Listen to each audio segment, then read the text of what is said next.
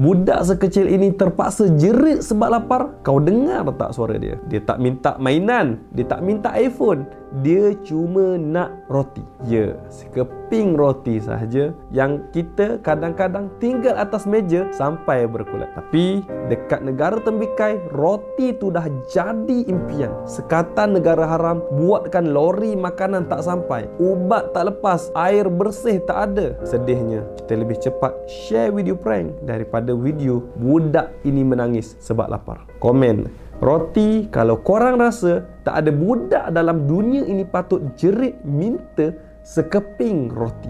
Like, komen, share dan save sebelum video ini di-delete. Semoga share anda dikira sebagai salah satu dari perjuangan pembebasan Al-Aqsa. Jika untuk sebarkan video ini terasa berat, lalu apa yang kamu sanggup lakukan demi agamamu? Alhamdulillah, kami sedang salurkan bantuan anda ke Gaza. Jom sama-sama kita bantu mereka. Link ini di bio atau di bahagian komen.